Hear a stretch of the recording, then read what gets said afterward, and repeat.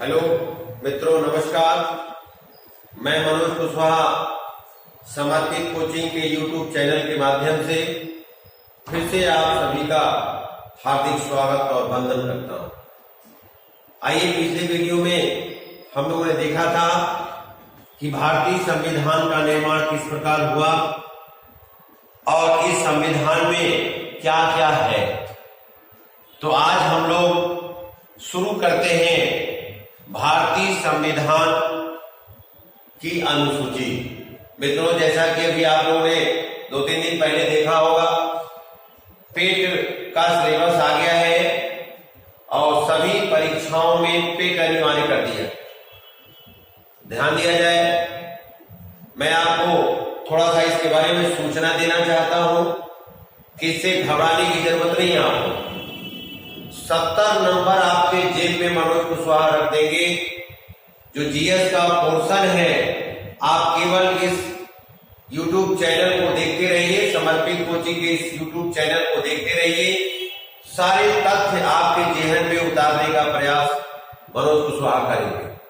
मित्रों, बहुत कुछ तो नहीं कह सकते, लेकिन इतना जरूर कह सकते हैं कि एक बार आपका लाड प्यार यदि मिल गया तो ये मान के चलिए कि जीएस आपके पास चाहे कोई भी प्रश्न होगा, जीएस को आप ऐसे मुट्ठियों में रख सकते हैं।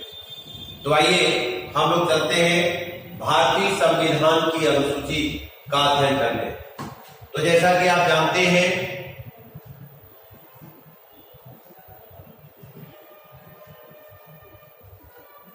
कि भारतीय संविधान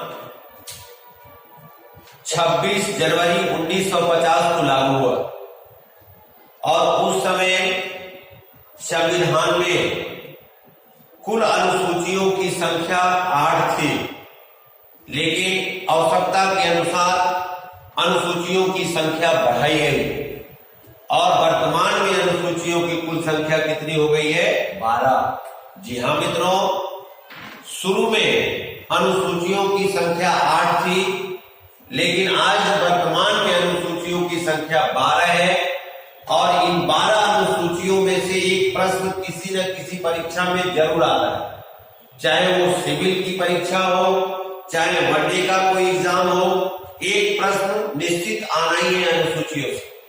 तो आइए हम लोग अनुसूचियों की चर्चा करते हैं। ध्यान दिया जाए, यदि बात किया जाए अनुसूची 1 की, यानी अनुसूची 1 में क्या है, तो प्रिय विद्यार्थी, अनुसूची 1 में संघ और राज्यों का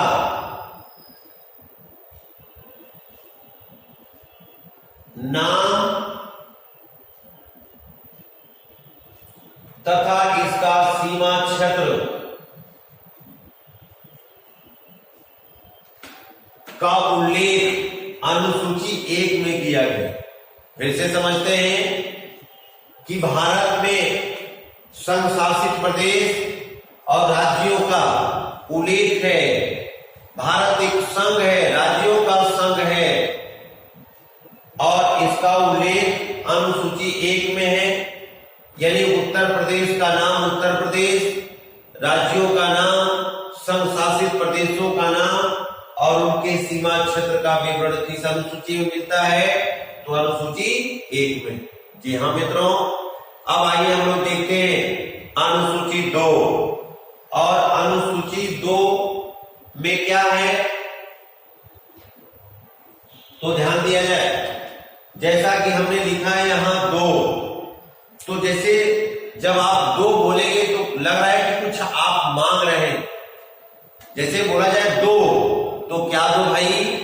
जितने भी संवैधानिक पदाधिकारी हैं, भारत के संविधान में जितने भी संवैधानिक पदाधिकारी हैं, वो सभी संवैधानिक पदाधिकारी जब 1 महीना कार्य कर लेते हैं तो कहते हैं कि भैया हमको वेतन दो, और कहीं यदि सरकारी काम से जा रहे हैं तो कहते हैं हमें भत्ता दो, और यदि रिटायर हो गए राष्ट्रपति, उपराष्ट्रपति या लोकसभा अध्यक्ष या राज्यपाल, ये सभी क्या कहते हैं कि हमें पेंशन दो।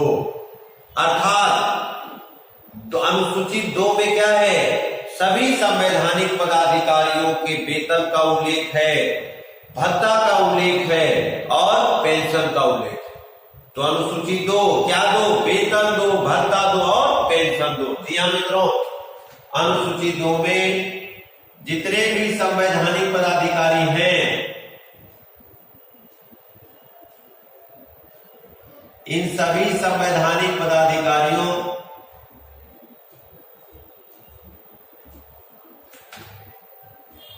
के वेतन, भत्ता और पेंशन का विवरण दिया गया है। ध्यान दिया जाए, अनुसूची 2 में चाहे वो राष्ट्रपति हो, उपराष्ट्रपति हो, राज्यपाल हो या सर्वोच्च न्यायालय के न्यायाधीश हो, हाई कोर्ट के न्यायाधीश हो, सीएजी हो, आदि सभी संवैधानिक पदाधिकारियों को अनुसूची 2 के माध्यम से ही उन्हें वेतन दिया जाता है, उन्हें भत्ता दिया जाता है और उन्हें पेंशन दिया जाता है।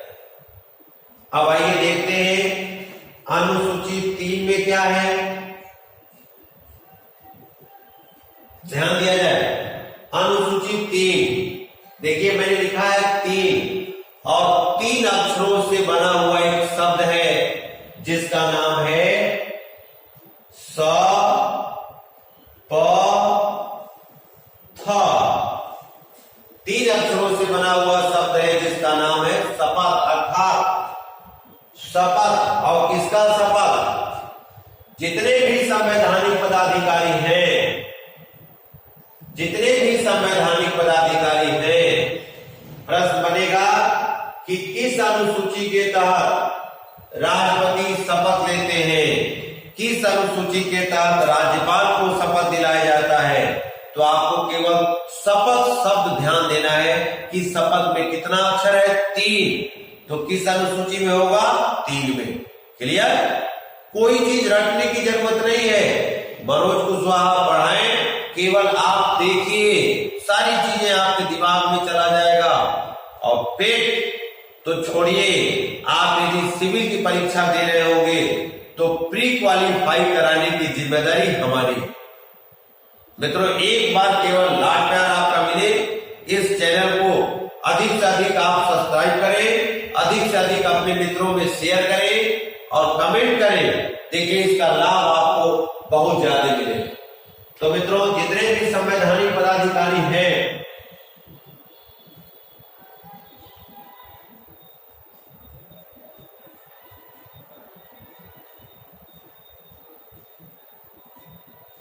इन सभी संवैधानिक पदाधिकारियों को शपथ किस अनुसूची के तहत दिलाया जाता है। तो सभी संवैधानिक पदाधिकारियों को शपथ अनुसूची 3 के तहत दिलाया जाता है। जी हाँ मित्रों, अब आइए आपसे प्रश्न पूछा जाएगा कि राष्ट्रपति को किस अनुसूची के तहत शपथ दिलाया जाता है। तो आप जान गए शपथ में 3 अक्षर है, अनुसूची 3 के तहत दिलाया जाता है। लेकिन यदि प्रश्न पूछ लिया जाए कि राष्ट्रपति को किस अनुच्छेद के तहत शपथ दिलाने का विवरण प्राप्त है, या उपराष्ट्रपति किस अनुच्छेद के तहत शपथ लेते हैं, या राज्यपाल किस अनुच्छेद के तहत शपथ लेते हैं, या कौन राज्यपाल को दिलाता है, उपराष्ट्रपति को दिलाता है, राष्ट्रपति को दिलाता है। तो ध्यान दिया जाए, यदि इन 3 पदाधिकारियों को याद आप कर लेते हैं तो यहीं से प्रश्न पूछा जाएगा। तो मित्रों, बात राष्ट्रपति की करें,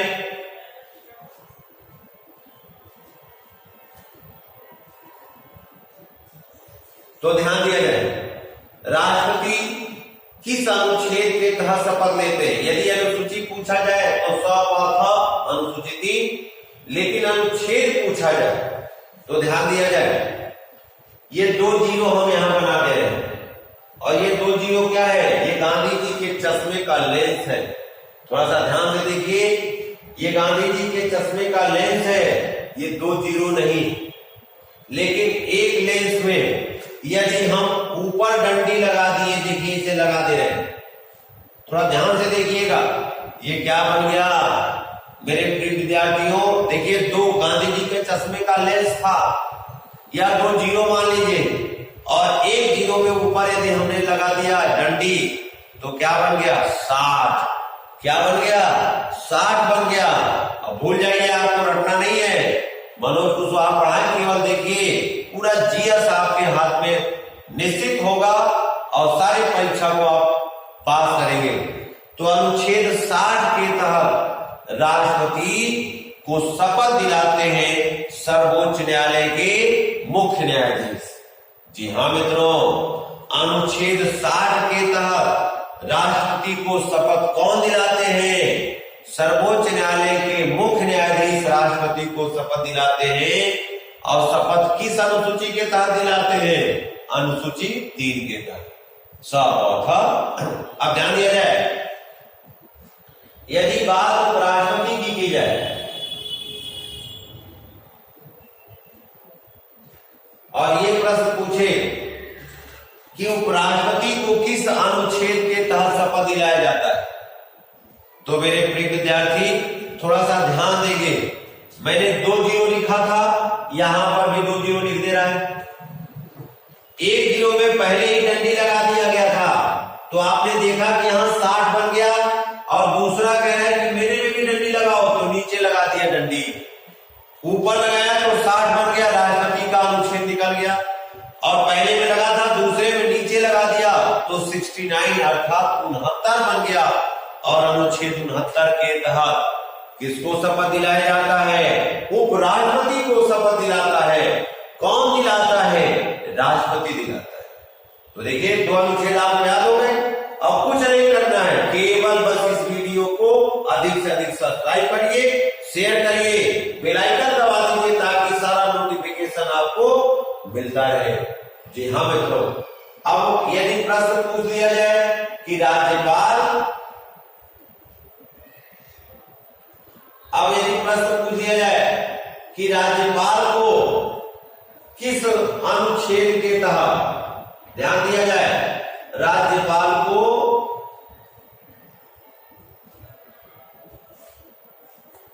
किस अनुच्छेद के तहत शपथ दिलाता है और कौन दिलाता है?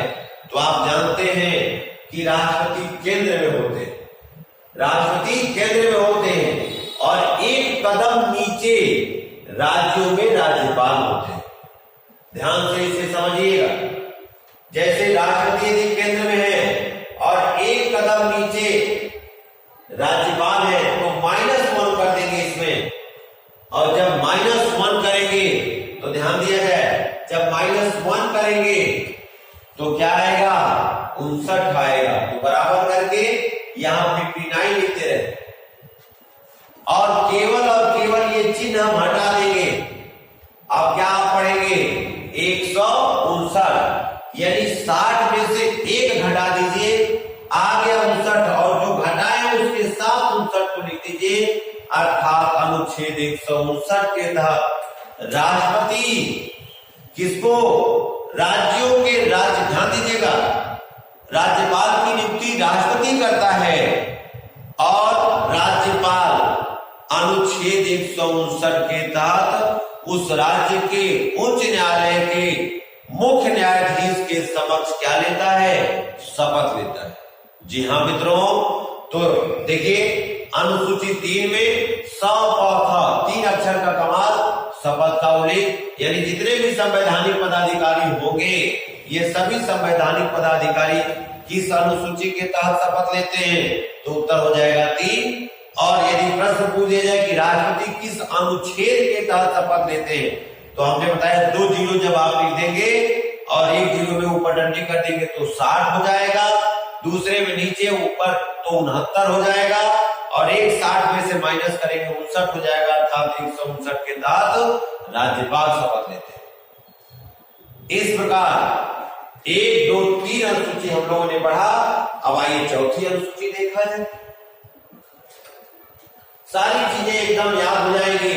बस केवल इस वीडियो को पूरा देखिएगा। आप लोगों से केवल एक रिक्वेस्ट है कि वीडियो यदि देखिए तो पूरा देखिए, ये मत देखिए, लेकिन देखिए तो पूरा देखिए। ये मनोज कुशवाहा विश्वास दिलाते हैं, एक बार वीडियो आप देख लेंगे, बार बार आपको देखने के लिए मजबूर हो जाएंगे, आपको अच्छा लगेगा और आप पूरा जीएस अपने दिमाग में बैठा लेंगे। जी हाँ मित्रों, केवल एक रिक्वेस्ट आपसे है कि अधिक से अधिक सब्सक्राइब करिए और शेयर करिए अपने मित्रों के बीच, ताकि उनको भी इसका लाभ हो। आइए देखते हैं अनुसूची 4, ध्यान दिया जाए, अनुसूची 4। तो यदि आपसे प्रश्न पूछा जाए कि अनुसूची 4 में क्या है, तो देखिए यही प्रश्न आता है या विषय दे देगा, पूछ लेगा कि इस अनुसूची में क्या है, ये प्रश्न बन जाएगा। तो हम लोग रट्टा मारते हैं और रटते हैं तो भूलते हैं, लेकिन यहां रटने की जरूरत नहीं है। देखिए बचपन में हम लोग बहुत कुछ पढ़ते थे, सब रटते थे और वो याद भी रहता था, लेकिन अब भाई कंपटीशन का जमाना है, बहुत से सिलेबस, अथाह सिलेबस है, कहां से क्या पूछा जाएगा, कितना याद रखेंगे, कितना रट्टा मारेंगे, इसलिए समझ के पढ़ना है, एकदम याद नहीं करना है। कोई ऐसा तरीका अपनाना है कि एक बार पढ़ा जाए और हमेशा याद रहे। तो देखिए हमने लिखा है 4, अब थोड़ा देखिए, यदि आपसे पूछे कि अंतिम अक्षर क्या है इसमें, तो आप कह सकते हैं कि इसमें अंतिम अक्षर र है। और र से हम लोग बचपन में पढ़ते थे रथ, लेकिन अब चूंकि बचपना रहा नहीं हम लोगों का, इसलिए हम लोग पढ़ सकते हैं र से राज्यसभा की सीटों का बंटवारा। राज्यसभा के सीटों का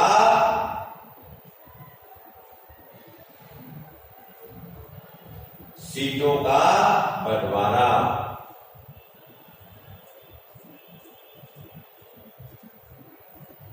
तो यदि प्रश्न आपसे पूछा जाए कि राज्यसभा के सीटों का बंटवारा ये किस अनुसूची के तहत वर्णित है, तो आप क्या बताएंगे? र से राज्य, र से ध्यान, 4 र से राज्यसभा के सीटों का बंटवारा का उल्लेख किस अनुसूची में किया गया है? 4 में। जी हाँ मित्रों, अनुसूची 4 में राज्यसभा की सीटों का बंटवारा किया गया। तो आज केवल अनुसूची 4 तक हम लोग चर्चा करेंगे। पुनः एक बार आप देख लीजिए, अनुसूची 1 में संघ और राज्यों के नाम और सीमा क्षेत्रों का उल्लेख है। अनुसूची 2 में 2 संवैधानिक पदाधिकारियों को वेतन दो, भत्ता दो और पेंशन दो का उल्लेख अनुसूची 2 में है। 3 में शपथ, 3 अक्षरों से बना हुआ शब्द शपथ, और सभी संवैधानिक पदाधिकारियों को शपथ दिलाया जाता है अनुसूची 3 के माध्यम से। और 4 में राज्यसभा की सीटों का बंटवारे का उल्लेख अनुसूची 4 में किया गया है। मित्रों, आपसे पुनः मैं निवेदन करता हूं कि कल अगले एपिसोड पे, यानी अनुसूची 4 से आगे हम लोग 5, 6, 7, 8, 9, 10, 11, 12 तक पढ़ेंगे और इस तरह से पूरा संविधान आपको फ्री में पढ़ाने का मैं दावा कर रहा हूं। लेकिन एक रिक्वेस्ट आपसे है कि आप इसे अधिक से अधिक सब्सक्राइब करिए और अपना लाड प्यार इस चैनल को दीजिए अपने मित्रों के बीच। यदि अच्छा लगता है तो इस वीडियो को शेयर करिए। नमस्कार, जय हिंद, जय भारत, वंदे मातरम।